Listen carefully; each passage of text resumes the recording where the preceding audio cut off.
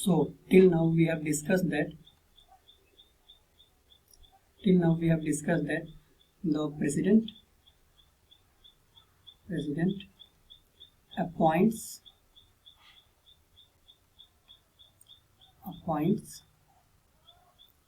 the prime minister, and prime minister is generally the leader of the party, commanding majority. And here majority means absolute majority, because the government is formed by absolute majority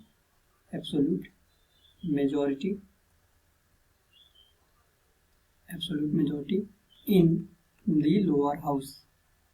So whenever the elections are held, if a party gets the absolute majority in the lower house, then the party stakes claim, it elects a leader, it chooses its leader of the party, and that leader of the party stakes claim to the president to appoint him as the prime minister. In case of hung assembly, that is no party getting absolute majority or clear-cut majority. In case of hung majority, many parties can come and they can form coalition, and then they can elect their common leader, and this leader of the party will stake claim to the president to be appointed as the prime minister. So whenever the president appoints prime minister, then prime minister advises the president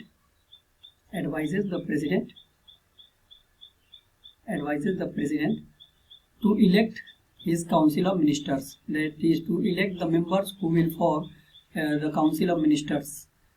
But in this case, prime minister has discretionary power.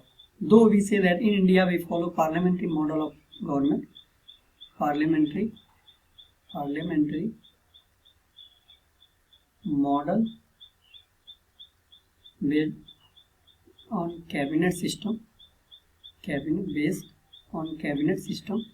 of government. Despite this fact that in this model the executives are drawn from the legislature,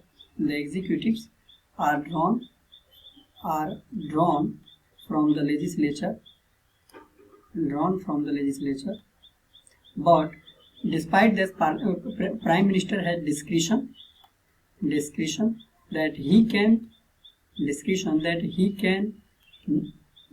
recommend the name of anyone to be appointed, recommend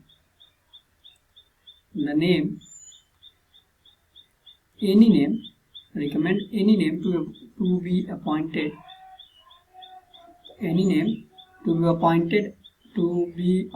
as a member of council of ministers. So in this case, prime minister has full discretion, but the member who is getting appointed as the council of ministers as a minister, he has to get, if he is not a member of the house, any house, or member of any you can say chamber of the parliament, any house of the parliament, he has to get membership of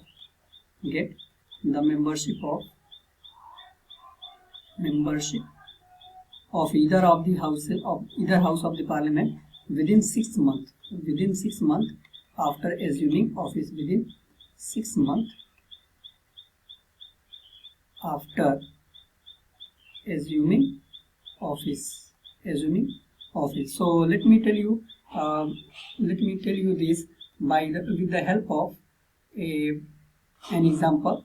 Suppose there was a parliamentary election.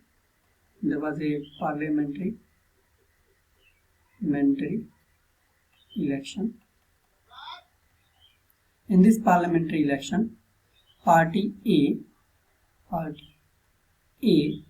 got a majority of the seats,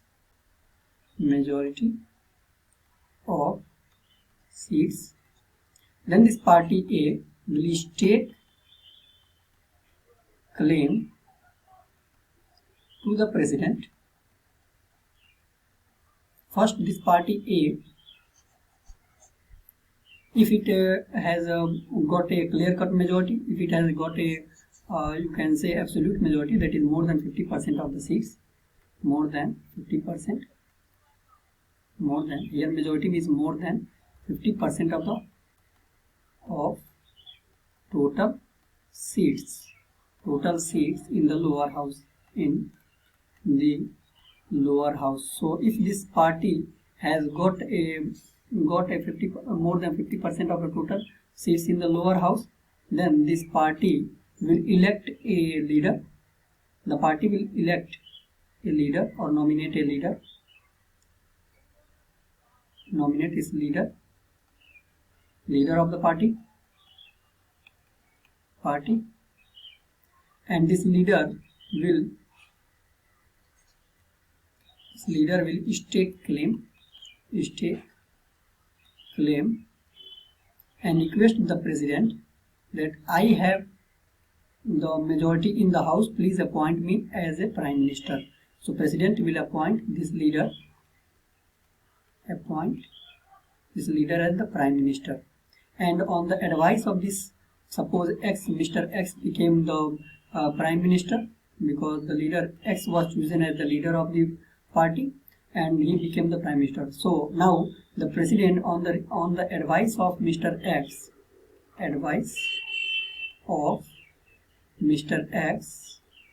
who is the PM, appoint the council of ministers, members to the council of ministers, but Mr. X, who is the prime minister, can advise any name to be appointed,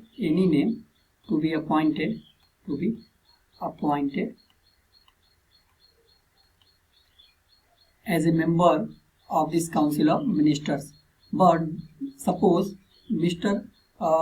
PM recommended the name of Y to be appointed as the member of council of ministers. Thus Mr. Y is not a member of any house of the parliament. So Mr. Y, now after being appointed, has to become a member of either house of the parliament,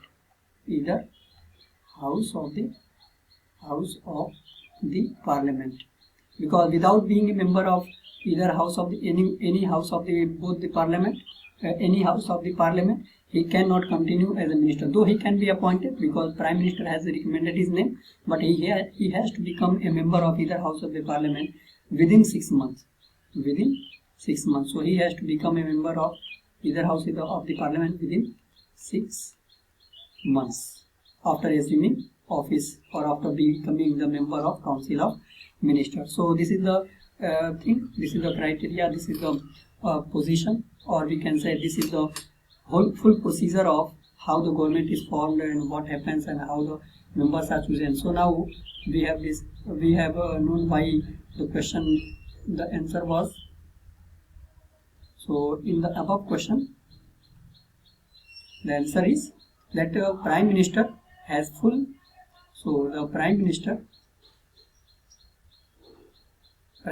has full discretion to choose. He can choose. Prime minister has full discretion in choice of persons who are to serve as ministers, but those members who are to serve as the member of his cabinet has to take the membership of either house of the parliament, membership of any of the house of the parliament within 6 months after assuming office. So this is the. Now let's come to the next question. The next question is, if the Prime Minister of India belongs to the upper house of the parliament, that is in the case of India it is Rajya Sabha, so upper house of the parliament, then what will happen? And option A is, he will not be able to vote in his favor in the event of confidence or no confidence motion. So there are confidence motion, there are different motions, confidence motion, no confidence motion, adjournment motion, and all these things. So we will talk about these motions in parliament, but here you have to remember that there is a confidence or no confidence motion, and very soon I will tell you what is confidence and no confidence motion. But it is saying that if the Prime Minister of India belongs to the upper house, he will not be able to vote in his favor in the event of confidence or no confidence motion. Then option B is, he will not be able to speak on the budget in the lower house.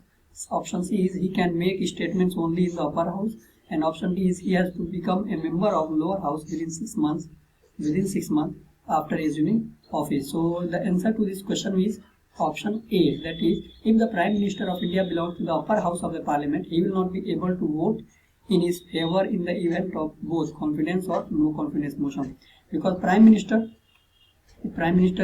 belongs to the Rajya Sabha, that is a upper chamber, House of Elders. Despite this fact, the Prime Minister can take part in the proceedings of the Lok Sabha. He can speak in Lok Sabha. He can take part in the proceedings of the Lok Sabha. He can speak, he can take part, he can be a member of any parliamentary committee, or all these things. Despite this fact, but the only thing that he can do, he cannot vote. He cannot vote in his favor in the case of confidence or no confidence motion. So this is the thing. So what is that when the Prime Minister is from the upper house of the parliament, belong to the upper house of the parliament, or he is the member of upper house of the parliament, he cannot vote in his favor. He has no right to vote, but he can speak in the Lok Sabha, he can take part in the proceedings of the Lok Sabha, he can be part of any parliamentary committee, but he cannot vote in his favor in the case of confidence or no confidence motion. So what is this confidence or no confidence motion?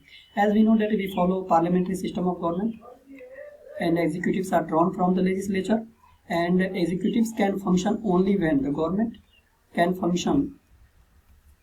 The Council of Ministers headed by Prime Minister can function until they command majority. They command majority in the lower house.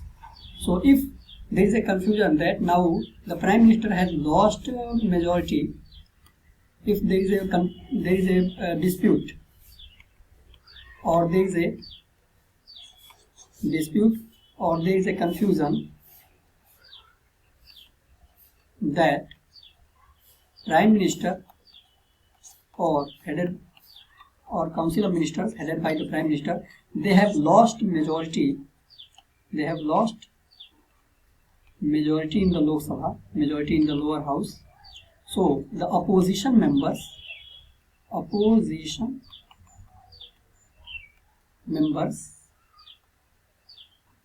can bring a motion called no confidence motion. No confidence motion. And if this no confidence motion is passed, then the Council of Ministers stands removed, and Prime Minister has to resign. So in this motion, all the members of the House vote, who are elected members of the House vote. So they vote because they have right to vote.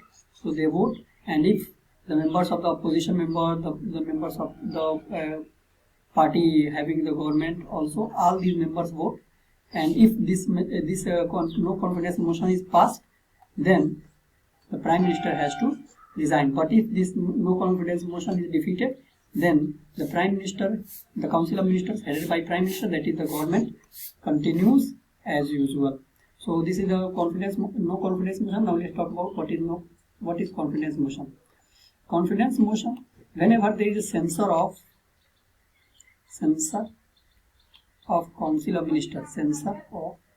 Council of Ministers, then the Council of Ministers has to take a confidence motion.